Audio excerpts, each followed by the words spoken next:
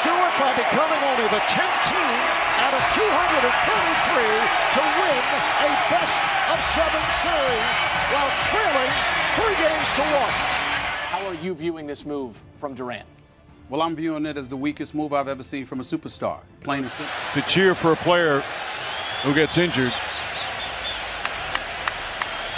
What is that? You know what happened? The best player on the planet got swept.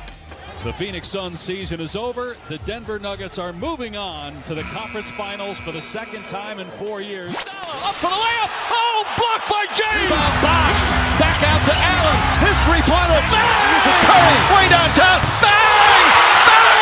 Oh, what a shot from Kevin Durant, a name synonymous with skill, finesse, and most importantly, greatness. Despite his undeniable talent, his career has been marked by a striking lack of success relative to his potential. Let's roll back the years to 2012.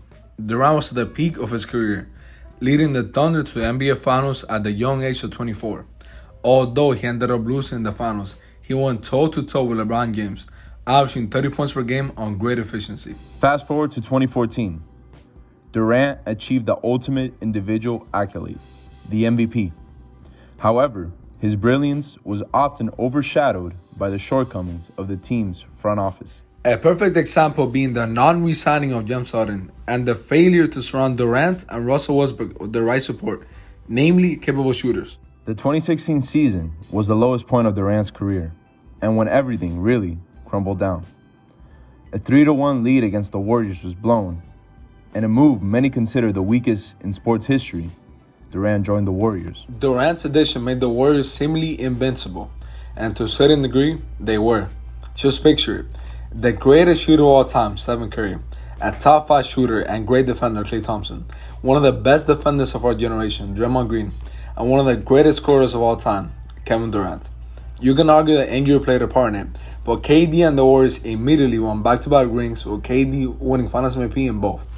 An injury prevented him from securing a third ring, and internal conflicts eventually led to his exit. His tenure with the Warriors was definitely a success, but it was hard for NBA fans to stomach. His tournaments were often called fraudulent because of how talented the team already was before he arrived and the way that he went about it. The next chapter was the Brooklyn Nets. Kevin Durant teamed up with one of his best friends, Kyrie Irving, and the season after, his former teammate James Harden joined via trade. An Achilles injury kept him out the first year, but 2021 was looking like yet another great opportunity for him to get a ring with the new super team. But injuries disrupted the rhythm as Kyrie and Harden both suffered tough injuries in the playoffs.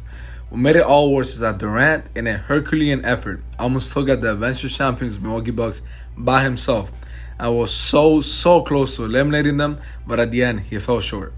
There was a lot of optimism around the team though. When the trio did play together, they looked unstoppable, and the NBA world was sure that they would be back, but we all know what happened next. The following season was tumultuous, to say the least. With Irving refusing vaccination, Durant plagued by injuries, and Harden growing more and more frustrated. The Nets struggled a lot, so much that James Harden eventually forced his way to the Sixers, and the Nets were swept in the first round by the Boston Celtics. Here, Durant showed his first cracks. A seemingly unguardable player was not guardable. That 2022-2023 season was clouded by uncertainty.